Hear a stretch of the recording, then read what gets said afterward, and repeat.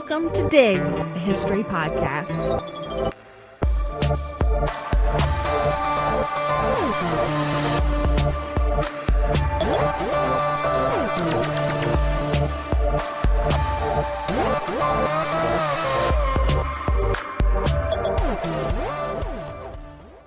Before we begin, a little content warning. This episode discusses suicide and self-harm. If that's something that you're sensitive to, you might want to skip this one or just listen with care. Susanna Kayson's memoir of her time as a patient at McLean Hospital, Girl Interrupted, starts with a meditation on how she, quote-unquote, crossed over into madness. She says, "It is easy to slip into a parallel universe. There are so many of them, worlds of the insane, the criminal, the crippled, the dying, perhaps of the dead as well.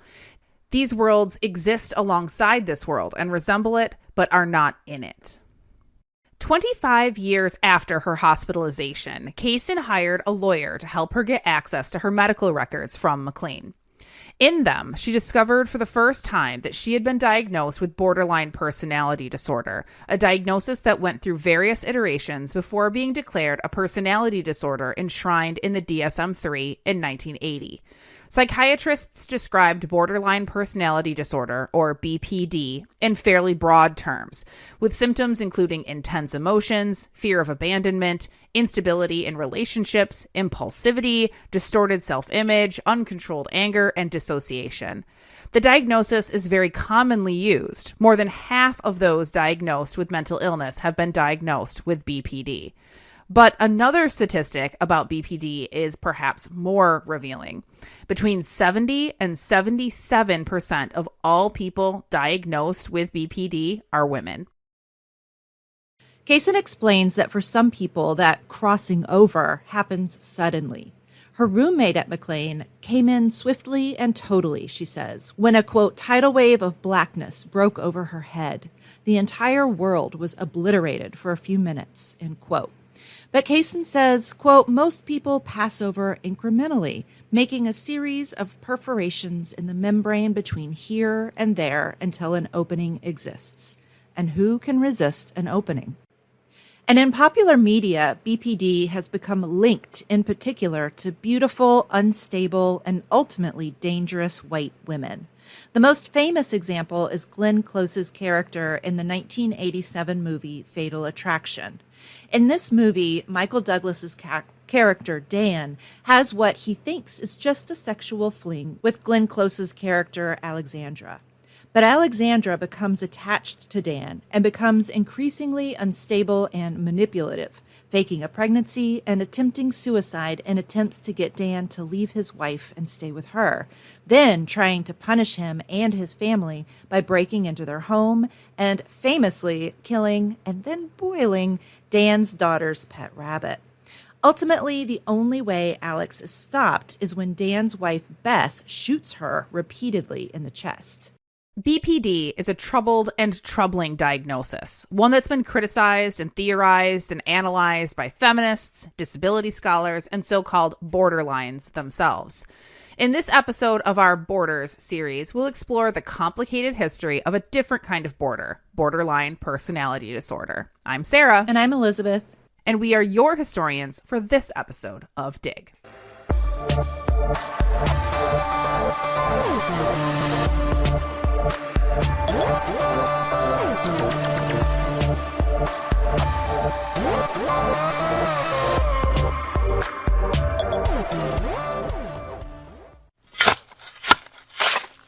Hey, you. Yes, you. Thank you for listening to this podcast and to our amazing Patreon supporters, Lauren, Edward, Denise, Maddie, Maggie, Danielle, Lisa, Agnes, Iris, Maria, Colin, Susan, Peggy, and Jessica. Thank you for choosing to support us. We are nothing without you. Listeners, if you're not yet a patron of the show, it's easy. Check us out at patreon.com/digpodcast to learn more. Feminist scholar Gloria Anzaldúa, in her semi-autobiographical book Borderlands, La Frontera, explored the strange reality of borderlands based on her experience growing up as a Chicana woman in the Texas-Mexico border. As cultures and peoples meet at the border, they bleed into each other, Anzaldúa argues, creating a new space, a borderland. Anzaldúa explains, quote, "Borders are set up to define the places that are safe and unsafe. A borderland is a vague and undetermined place created by the emotional residue of an unnatural boundary. It is a constant state of transition. The prohibited and forbidden are its inhabitants. Los atravesados live here. The squint-eyed, the perverse, the queer, the troublesome, the mongrel, the mulatto, the half-breed, the half-dead. In short, those who cross over, pass over, or go through the confines of the normal." Anzaldúa was describing the realities of the actual Texas-Mexico border, but also the experience of those in the middle ground of other kinds of unseen borders, such as the borders of gender, sexuality, race, and ethnicity. As identities clash and conflict, the hegemonic, or the dominant, culture attempts to enforce adherence, pressuring or requiring people to meet cultural expectations, whether that's of language or behavior or dress or cuisine, whatever. Yet, as another scholar, Janet Worth Couchin, summarizes, quote, "These unnatural borders can never be fully enforced. Fragments of the suppressed identities remain in symptomatic traces or hauntings preserved in muted form in the psyches or bodies of border subjects." Numerous scholars have suggested that borderline personality disorder, in which a patient is trapped in a no man's land between Freudian poles of insanity, creates a similar borderland where definitions, identities, and demands clash. During the first half of the 20th century, the prevailing way of understanding mental illness was using Freudian psychoanalytic theory, which claimed that all mental illness fell into two poles, psychosis and neurosis. Psychosis, he argued, was when a patient had completely lost touch with reality, while neurosis was behavioral symptoms of environmental causes, repressed experiences and memories, for example.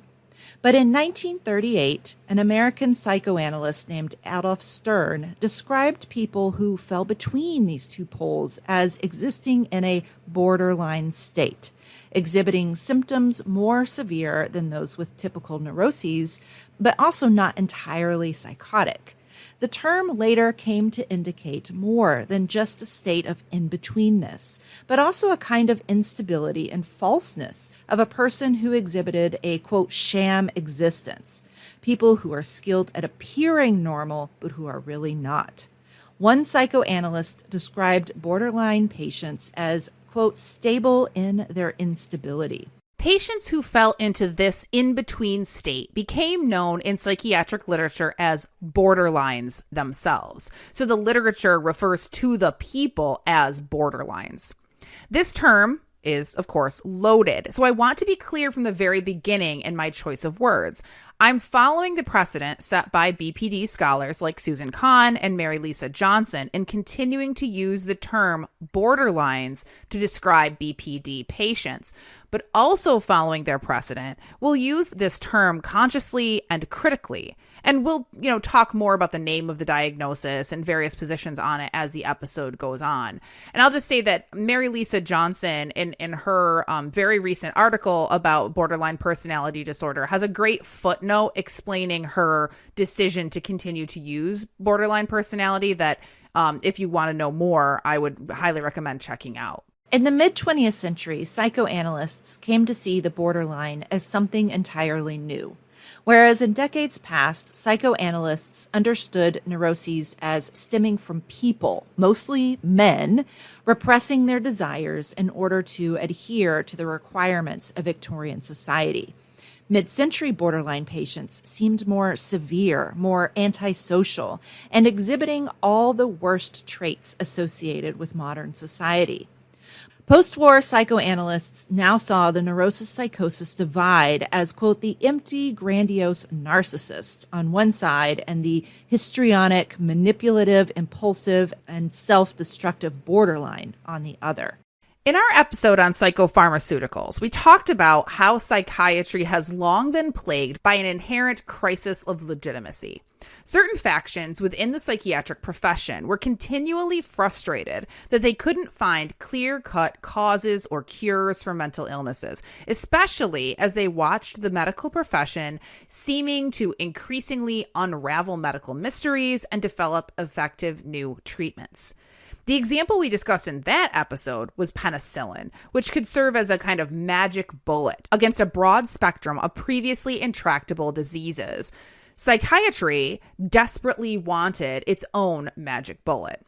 While we were focused in that episode on medication, that same process, this attempt to make psychiatry more like medicine with exact diagnoses and a profession guided by similar scientific principles, the same process, though, manifests in other attempts to change the psychiatric profession. For decades, psychoanalysis, which relies on hours and hours of intensive probing of a patient's life history, dreams, and repressed memories, had reigned in the psychiatric profession. But the problem with psychoanalysis was it was highly individualized. Each patient was unique. And while psychoanalysts could develop theories of mental illness based on trends, each diagnosis was based on extensive individual analysis. In medicine, while a diagnosis might involve interviewing the patient, to a certain extent, the symptoms, labs, tests, etc., all have to look the same, or at least virtually the same, from patient to patient in order to come up with a diagnosis. In other words, medical diagnoses are reproducible. And treatment options should also be roughly the same. For instance, two patients from totally different backgrounds and life experiences with chickenpox should both have itchy pockmarks, right? And they should both respond similarly to calamine lotion. Right. But of course, that's not the case when, that's not how these diagnoses work within the psychoanalytic framework, right?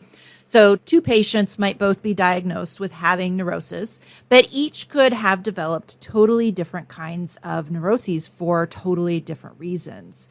We also previously discussed how not all psychiatric institutions and practitioners used psychoanalysis, especially psychiatric hospitals. But even those had no shared framework at all to guide diagnosis. So two different hospitals might use two different manuals or guides to help them determine a patient's diagnosis. In the United States, there were 5 different diagnostic classification systems in the 1950s: an asylum system, an Army system, a Navy system, a Department of Veterans Affairs system, and the American Prison Association system. There's one more layer here. Psychopharmaceuticals became increasingly popular for the general population at the same time as the rise of the American private health insurance system. And in order to get a health insurance company to pay for therapy or medication, you need to have a clear-cut diagnosis that can be easily coded for medical billing. The ambiguous, complex, and highly individualized diagnosis of psychoanalysis just would not work in that system. So in 1952, the American Psychiatric Association, or the APA, published the first Diagnostic and Statistical Manual of Mental Disorders, or the DSM. The manual was based on the work of hundreds of psychiatrists, and while it created some standardization, it was still heavily based on psychoanalytic theory. The manual was lightly revised in 1968, so the DSM-II, and during the 1970s, the APA elected to work on yet another revision, which would become the DSM-III. They selected Robert Spitzer of the New York State Psychiatric Institute to head up the revision process. Two sort of asides here before I talk more about Spitzer. One, I did not know that there were these different manuals or guides to diagnosis, and I'm really fascinated that so many of them were around the military and prisons, and now I really need to know more about that. Yeah, Margot Kennedy's book, The Straight State, she doesn't specifically talk about these the different modes of diagnoses in the military, but she does definitely go into the military and it's like policing of homosexuality, which it was, kind of using, psychoanalysis and, the pre-DSM and things like that to kind of basically keep veterans from getting their benefits and things like that. So that's a good way to kind of see it working in the practical sense. Yeah. Definitely. Yeah. Somebody that I worked with at Nursing Cleo, I think her name is Natalie Shibley. I hope that I'm not butchering that. Is working on a project that's very similar to that. That is really fascinating about sort of the pathologization of soldiers and veterans, especially when it has to do with gender identity and sexuality. But that's bonkers that like the Army and the Navy both had different ones. Like had their own different. Yeah, exactly. But there was one other thing that I needed to say about the DSM-1. So like, I'm no expert on the development of the DSM, but one thing that stood out to me in the development of the one that came out in the 50s was that when it says that like it was the work of hundreds of psychiatrists, like it was the work of like 218 or something, because they tried to like interview, or they sent out requests for assistance to like 575 or something psychiatrists, and only 215 wrote back. So like it seems very impressive to say like it was the work of hundreds of psychiatrists, but actually it was like just over 200 psychiatrists, which isn't maybe all that representative. So it just goes to show how like we think of things like the DSM and other documents, medical documents or government documents like that as being like somehow handed down by like God, like the tablets, right? But it was actually just the work of like 200 people, and there was lots of other people who didn't agree with it. So it just is. It's very telling, I think. And anyway. And with the impetus of being to streamline diagnosis, right? Not to serve patients, but to make patients fit into specific boxes so that they can be coded and processed correctly, right? Right. Yeah. Yeah, definitely. So Spitzer had been trained as a psychoanalyst, but had moved away from psychoanalysis and instead had begun developing a system of structured interviewing, where psychiatrists would ask all patients the same set of predetermined questions to land on a diagnosis. So he was sort of working towards this system of regularizing and standardizing diagnosis before he even became the head of the DSM-III project. Spitzer saw the revision of the DSM-II as an opportunity to move American psychiatry in that same direction. The APA wasn't particularly engaged. They weren't particularly focused on the process. Instead, they sort of just gave Spitzer carte blanche for putting together a revision committee, which resulted in a task force that overwhelmingly believed the DSM needed to provide precise and objective diagnostic categories. After their first meeting in the fall of 1974, the committee agreed that a DSM-III, quote, should be evidence-based, use diagnostic criteria instead of general descriptions, and strive for maximal reliability, end quote. The committees were especially concerned with personality disorders, which the APA defines as, quote, ways of thinking, feeling, and behaving that makes a person different from other people, and, quote, a way of thinking, feeling, and behaving that deviates from the expectations of the culture, causes distress or problems functioning, and lasts over time. Personality disorders posed a particular problem for the committee because of their amorphous and shifting nature and lack of, quote unquote, hard evidence. They stemmed from the psychoanalytic focus on the development of a person's character through lifelong, conscious and unconscious experiences and the conflict between the ego, superego, and the id. Psychoanalysts identified patterns in individual personality types and lumped them into a variety of personality disorders. These disorders were intrinsic to the individual. After all, they were part of who they were, right? And because of that, they were often associated with moral failure, personal weakness, and inferiority. Spitzer and his team were doubtful of personality disorders. They totally defied attempts at reproducibility. They were highly individualized, and they were typically intractable. But try as they might, Spitzer couldn't eliminate personality disorders entirely because, according to historian Hannah Decker, personality disorders were clinically popular. Put simply, they were useful to therapists.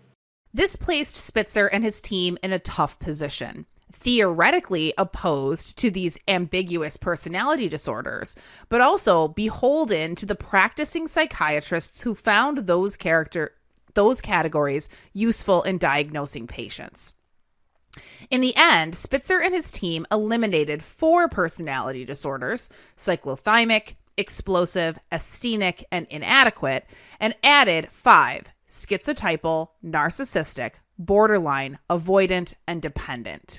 And I should say the 4 that they eliminated were kind of absorbed into the new ones. They didn't, like, the ideas behind them didn't go away. They kind of were just reorganized. They also organized the entire DSM-III into what became the what was called the multi-axial system, where different kinds of issues were separated out into axes through which a patient could receive a multi-axial diagnosis. Clinical diagnoses, or those needing immediate attention, made up axis 1, while personality disorders made up axis 2. Axes 3, 4, and 5 dealt with medical and neurological factors, social and environmental factors, and assessments of distress and impairment.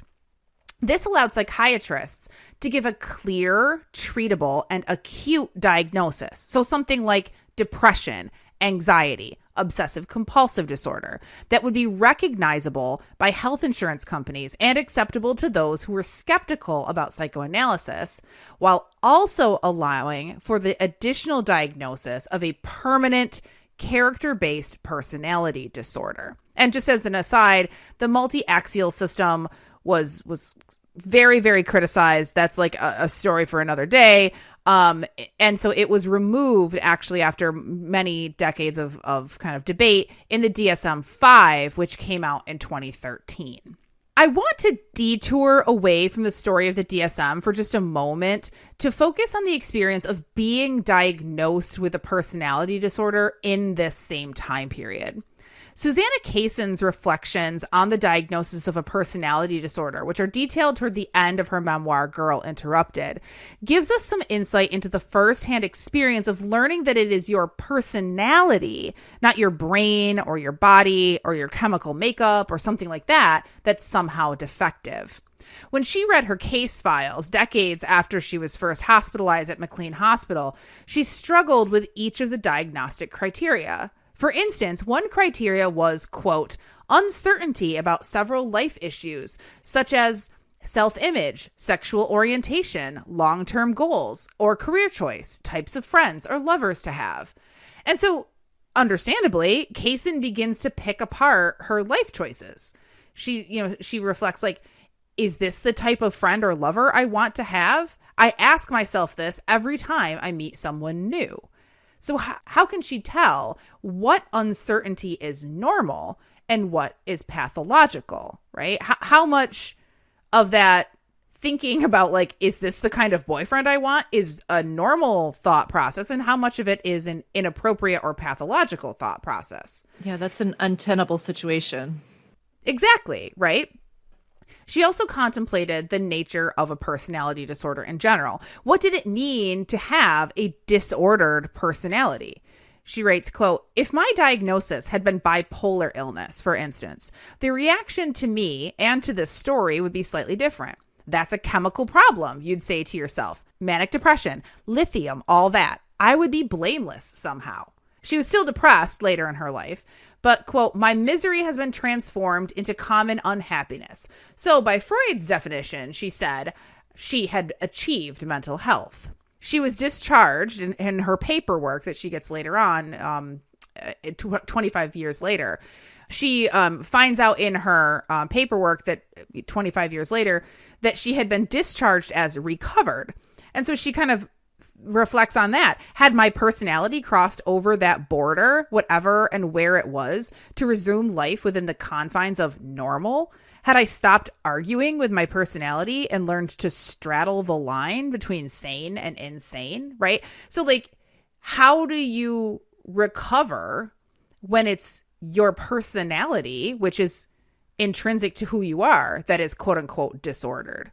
So I wanted to include this section here while talking about how the process by which the term ends up in, or the diagnosis ends up in the DSM, because there's a way in which kind of we can use this clinical language that makes it makes borderline sort of understandable in a way that it really just isn't. And that's what a lot of the scholarship on it deals with, is like, what do we even make of this? How do you make sense of this? And it's, I think, particularly true of borderline personality disorder, but it could be, I think a similar conversation has probably been had about all personality disorders, because they are so, it is so unclear how much of it is pathological and how much of it is just part of who you are.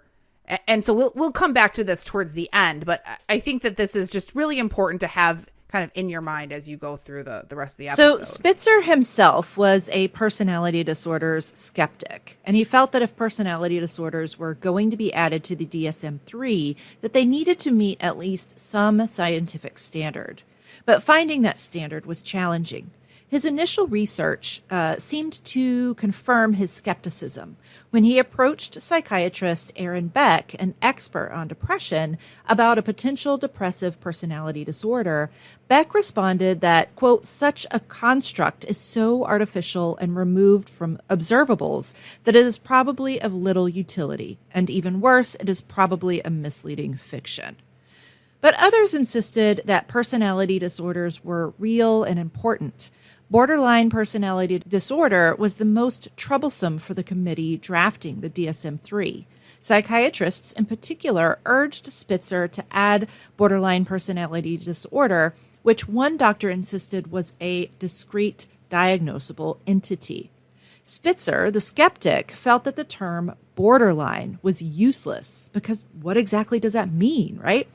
But nonetheless asked BPD supporters to make their case.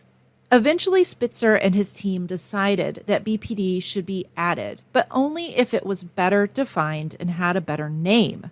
For years, Spitzer solicited suggestions from American psychiatrists about what to rename the disorder. Suggestions included schizoid personality disorder, unstable personality disorder, identity diffusion disorder, psychotic character disorder, but none of them stuck. In the end, the name borderline personality disorder seemed to be the only thing that worked. Spitzer still hoped he could nail down a clear description of BPD that would fit better into the new evidence-based, scientifically credible DSM-III. But just as with his attempt to change the name, this proved impossible. The description of the disorder that ended up in the DSM-III, published in 1980, included phrases like, quote, there is instability in a variety of areas. No single feature is invariably present. Frequently, this disorder is accompanied by many features of other personality disorders. In many cases, more than one diagnosis is warranted, unquote. That's really not the clear-cut diagnosis that Spitzer had worked so hard for. And the ambiguity has remained. Thomas McGlashan, former director of the Yale Psychiatric Institute, wrote, quote, the most important thing about borderlines, they are more different than they are similar. Yet, he continued, they all share the ability to make, quote, the clinician's hair stand on end, so that psychiatrists, quote, know when we have borderline patients in front of us, even though we don't know exactly what the illness is, unquote. Gosh, it's like, I'll know it when I see it kind of thing. It's exactly right. That's exactly what I thought. So, which is just so problematic. I mean, I'm no psychiatrist, but Well, the idea that like you just know it because your hair stands up on end, like that, what a stigmatizing phrase. That, but also I think it goes to the futility of something like the DSM, right? Of trying to like fit people into these boxes. Now, yeah, I mean, that is a really troubling statement there. Like, I'm not discounting that, but also like, okay, so really the scientific, like, you know, benchmark here is I know it when I see it kind of thing. But then, you know, it's just like this circular logic of, okay, well then why are we trying to fit people into boxes? Oh, well, it's because we belong to this capitalist medical system that has to have proper billing, right? So it's just like this. Yeah. We could go on and on, I guess, but anyhow. Yeah, absolutely. Yeah. Mm-hmm. All right. So one major indicator that a psychiatrist will feel that chill in his spine that tells him he has a borderline in his office. What is it? The patient is a woman. As we mentioned before, the original idea of a borderline was a man tortured by his Victorian repression. But we also said that by the 1970s, between 70 and 77% of all of those diagnosed with BPD were women. So what caused the shift? After World War II, the diagnosis was understood less as one about Victorian repression and more about a pathological inability to adhere to modern society. The post-war borderline is marked by 4 general categories of distress: unstable self-image, chaotic interpersonal relationships, emotional lability, and marked impulsivity.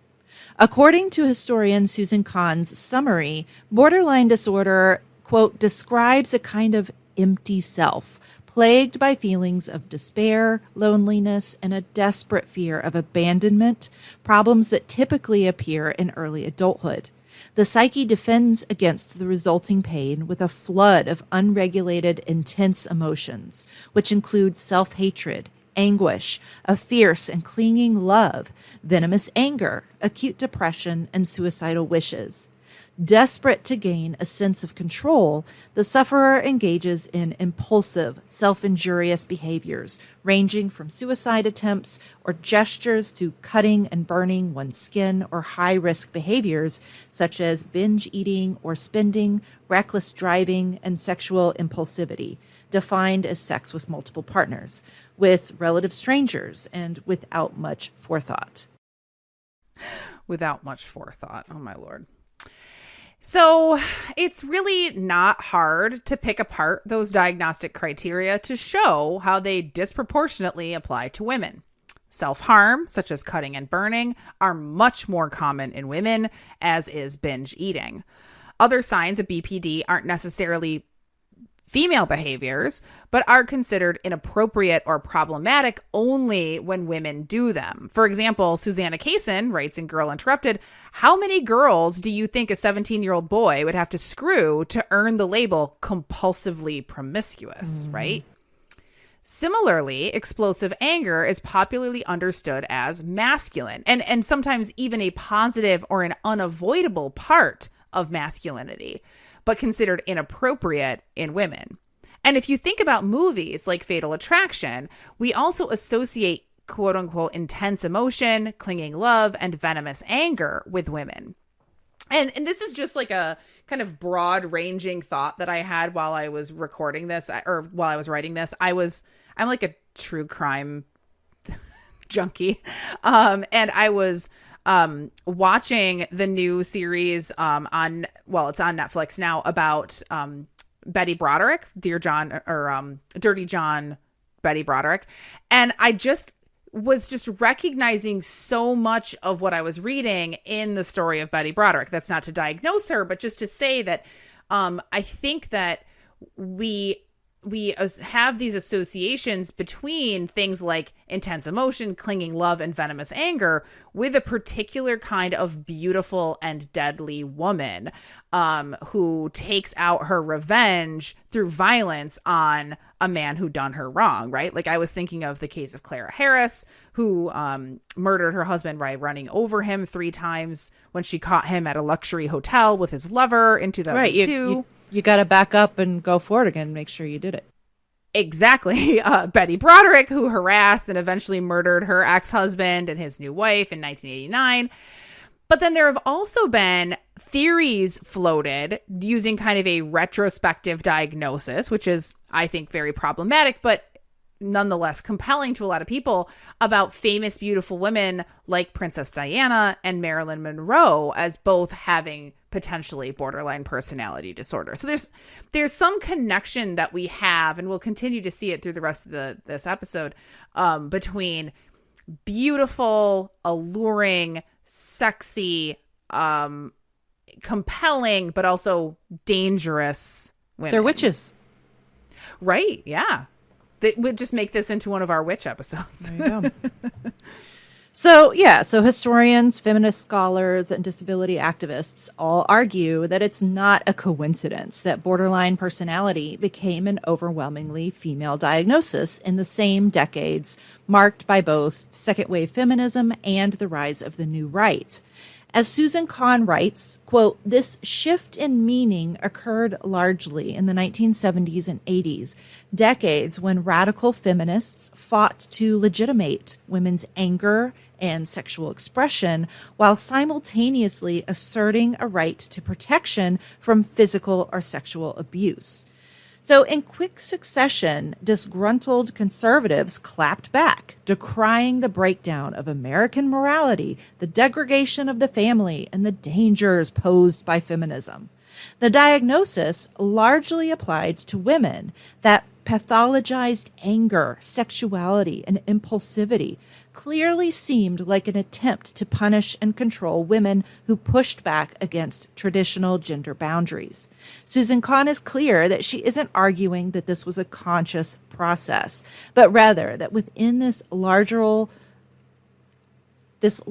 cultural context, borderlines had traits that were, quote, unsettling and discomforting, which influenced psychiatric trends. If society at large hates and fears angry, sexually active women, some psychiatrists will reflect that. After all, psychiatrists are part of society too. As Susanna Kaysen's psychiatrist told her, borderline is, quote, what they call people whose lifestyles bother them. And we know this happens. Again, you should listen to or revisit our episode on psychopharmaceuticals, because we talked a lot in that episode about how cultural ideas of femininity influenced drug development and marketing. So borderline personality disorder remained a messy, unclear diagnosis, one that was tied up with cultural ideas about femininity. But psychiatrists, eager to shore up diagnostic categories, often placed any instability in the disorder on patients themselves. Borderlines were untrustworthy, wearing masks and creating the image that they were well-adjusted just to trick their therapists. In Robert Knight's 1953 essay describing the borderline state, he wrote that therapists might need to interview a patient many times because, quote, in spite of the patient's automatic attempts at concealment, the presence of pathology of a psychotic degree will usually manifest itself on the experienced clinician. Borderlines put up a, quote, deceptive, superficially conventional, although neurotic, front, end quote, that therapists needed to pierce. As Susan Kahn argues, this is in line with much longer trends in psychiatry that cast so-called crazy women as seductive tricksters who could present a normal face in public that masked deep, dangerous mental illnesses and defectiveness.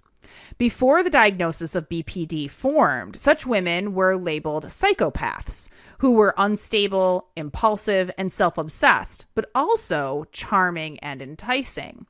It also calls to mind the fear-mongering of doctors and eugenicists who warned men about beautiful women who harbored hidden genetic flaws or sexually transmitted diseases. The borderline's supposed tendency to hide their symptoms was what really created any ambiguity that existed in the diagnosis. And I just keep can't stop thinking about even going back further, like thinking about Sharon Bloch's work about kind of women as vixen and temptress, right? Right. It's just it's innate to fear Absolutely. of women Yes. and women's sexuality and Yeah, women's yeah. wiles, right? So the ability to mask was also to blame for the tendency towards countertransference in therapists treating borderline patients. Countertransference is when a therapist becomes emotionally entangled with their patient. In the 1980s, several psychiatrists wrote articles describing the unique threat posed by the borderline patient, who would tempt the psychiatrist into such an entanglement. One wrote that borderline patients, quote, get under the analyst's skin with an uncanny talent that enables the patient to understand the analyst. Other psychiatrists wrote, quote, when you're treating borderlines, I don't care how good you are, they force whatever part of you is chaotic and crazy to get mixed up in their problems. In a particularly controversial essay in 1989, psychiatrist Thomas Gathiel wrote that borderline patients, quote, possess the ability, as it were, to seduce, provoke, or invite therapists into boundary violations of their own in the countertransference. I was just going to interrupt there to say that one of the reasons that essay is controversial, and I wish that I had been able to delve more deeply into it, but that essay is all about sexual relationships between therapists and patients. And Guthiel is like, well, it's because of borderlines. Like, it's the way that borderlines are. It's part of the sickness. It's because of the feminine wiles of the borderline, right?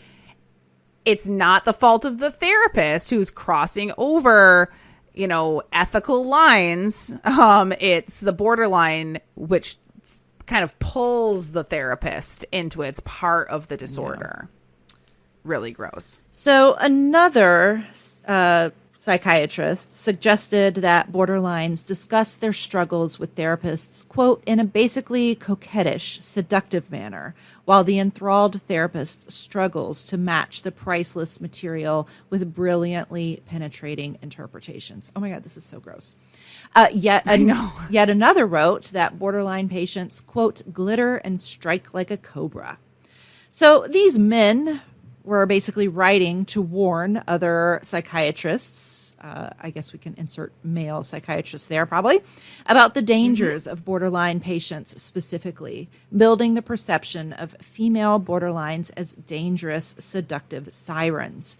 But moreover, their arguments placed the blame for any inappropriate relationships between therapist and patient on the borderline herself. Susanna Kaysen captures this in an interesting way in a chapter in her memoir, Girl Interrupted, called The Shadow of the Real, which brings to mind the theory that borderlines were hiding parts of their personality, a shadow self. In it, her therapist suddenly declares to her, quote, you want to sleep with me? She writes, sallow, bald early, and with pale pouches under his eyes. He wasn't anyone I wanted to sleep with. Later, her therapist gets angry when she makes an apparently accurate observation about his 3 cars, a station wagon, a sedan, and a sports car, how they represent his ego, superego, and id. It's the therapist, not the patient, who brings up sex and gets irritated at analysis, but it becomes evidence of Susanna's borderline personality disorder diagnosis. The dangerous allure of the borderline is captured in a memoir by a psychiatrist named Anthony Walker called, tellingly, The Siren's Dance, Loving Someone with Borderline Personality Disorder. And listener, this is one where, like, I did it so you don't have to. Like really, I took one for the team in reading this book. In the book, Walker describes coming upon a woman named Michelle on his rounds as a medical student in the 1980s. And, interesting that this is also a product of the 80s. Many of those psychiatrists talking about countertransference, that those were published in the 80s. Like, this is very much a conversation that's happening after the DSM-III comes out in the 1980s, which I think is interesting. Michelle, this woman that he comes upon in the hospital, had just been revived and had her stomach pumped after a suicide attempt. While he pities her at first and describes her in grotesque terms, he talks about how she's puffy and with black from the charcoal still on her lips. When she smiles at him, he becomes entranced. Quote, her smile was her lure. I was instantly seduced by it.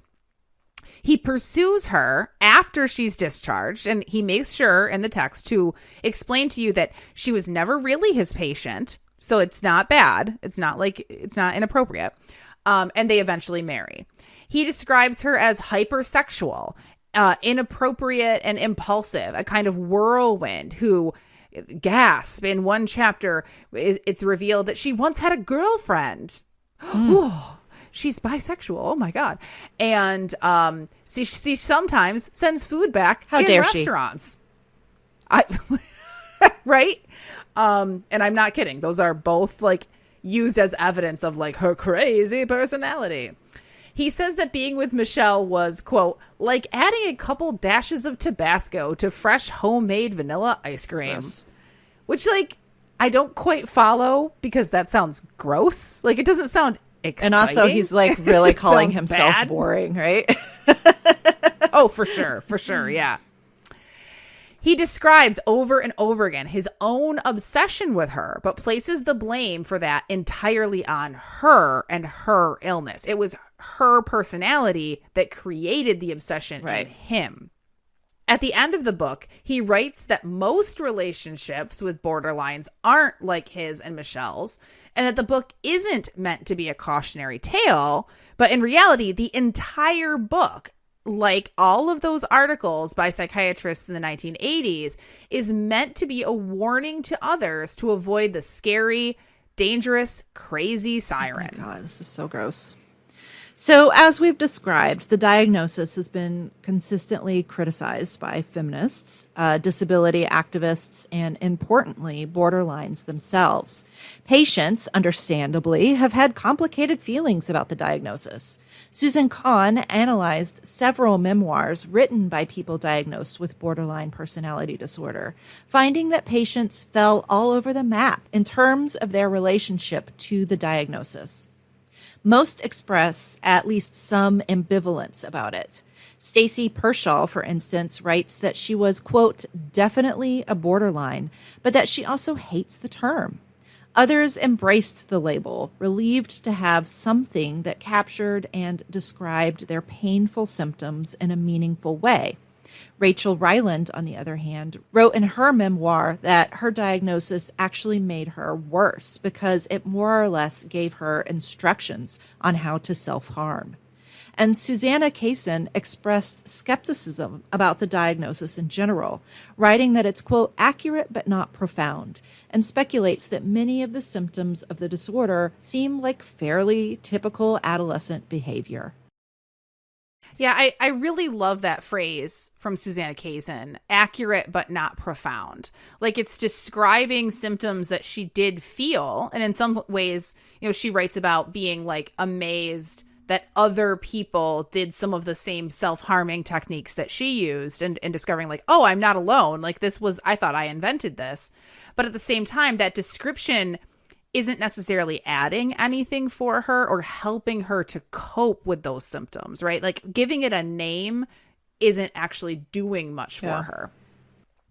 Borderline personality disorder is a diagnosis that has been extensively theorized, especially by feminist and disability theorists. Theory is not exactly the easiest thing to translate into audience-friendly, easy listening. And it's not something that we often delve into all that deeply here for exactly that reason. But I do think that it's important to discuss it in this episode. Borderline is a troubled and troubling diagnosis, and we can't really understand the nuances of it responsibly, I don't think, without at least acknowledging the different ways that scholars have worked to make sense of it. Now, in this episode, we've leaned heavily on the work of historian Susan Kahn, who is a mentor and a good friend of all four of us. We just had a barbecue with her the other day. Susan uses Gloria Anzaldua's ideas about border spaces, where identities meet, conflict, and generate new identities to analyze the borders of borderline personality disorder. It can be tempting for scholars to see those borderlands as, quote, frontiers of opportunity, where new identities can be generated and people can find freedom not available in other places or groups, right? It's a new place that allows for new things. In that sense, is borderline personality disorder actually disabling? Or is it just another way of being that society punishes? At the same time, you could also take the idea that mental illness is socially constructed. So, Foucault cameo there, and apply it to borderline personality disorder to say, well, it's just another diagnosis like hysteria that was invented to punish and control women, and you could reject it entirely. And in fact, we've talked about the anti-psychiatry movement before, specifically about psychiatrist Thomas Zaz and his theory that all mental illness is fundamentally a myth created by professionals and authority figures to control unruly members of society. So could we understand BPD as a tool for control created by male psychiatrists to label, punish, and control female patients that violate the gender roles and don't respond well to their expert therapies? Ultimately, we're asking, is borderline personality disorder real? Well, at the risk of falling into a dig cliche, it's complicated. It is real in that psychiatric professionals have identified a set of experiences and symptoms that come together that make it in a way that make it recognizable, right? But Susan argues that that still doesn't make it real in the way that Robert Spitzer and the DSM-III tried to make it. Therapists and clinicians don't agree on what it is. They struggle to describe it, and they often try to use a "you know it when you see it" explanation of the disorder. Is it real? Yes, and also no, right? The borderland as no man's land. There's also danger in flattening all mental illness into misogynistic attempts by the patriarchy to punish and control women. Feminist scholar Mary Lisa Johnson points out that several feminist scholars have turned borderline personality disorder into almost a metaphor through which they can explore the generalized pain of being a woman in a patriarchal society. But she counters that this, quote, conflates women with extreme symptoms and women with non-disordered levels of distress. Women with borderline personality disorder are not just intensified women or women who happen to be more traumatized or more oppressed. For example, Johnson describes a psychotherapist who criticized the idea that women with BPD are damaged creatures.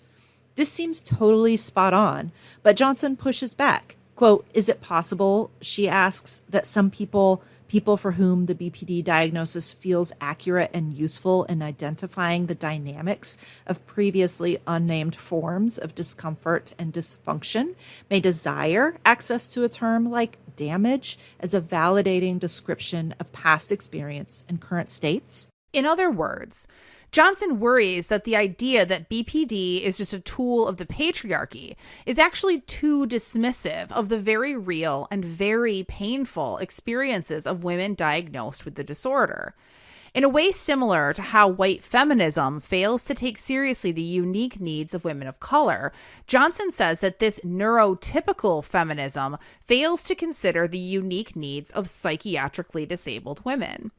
Instead, she proposes neuroqueer feminism, an intersectional theory that acknowledges neurodivergence, destigmatizes gendered neurodivergence, and values the experience and expertise of neurodivergent people.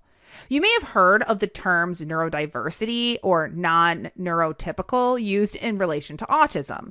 And as you probably know or have guessed, these are terms from disability theory that try to destigmatize autism and make space for minds that work differently from what has been deemed typical by the dominant culture. So the term neuroqueer expands on that by drawing on queer theory, which explains departures from social norms as queerness diverts from compulsory heterosexuality. Neuroqueer, she says, means to be unapologetically neurodivergent. Neuroqueer feminism, then, fights back against stigma and shame while also allowing borderlines to claim their own experience as a disability and welcomes neurodiversity. So that was a lot, and to say the least. And of course, we need to point out that we really only unpacked 2 different scholarly views on BPD there. But that little dive into the theoretical approaches to understanding borderline personality disorder really illustrates just how complex the diagnosis is. Is it real? What does real mean? Either way, as both Susan Kahn and Mary Lisa Johnson and the many memoirists that we mentioned throughout make it clear, borderlines do experience real pain.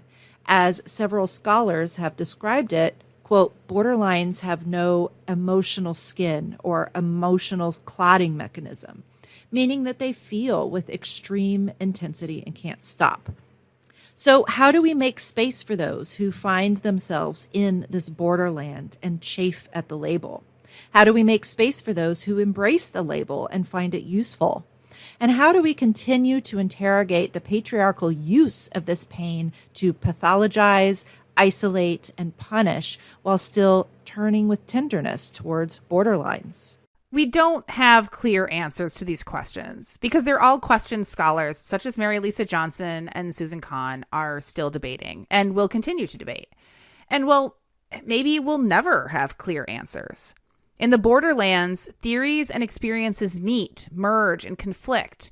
So it seems likely that we'll always be discussing and debating. Now, normally I like to end with a more sort of definitive statement, but it's hard to do that with an episode like this.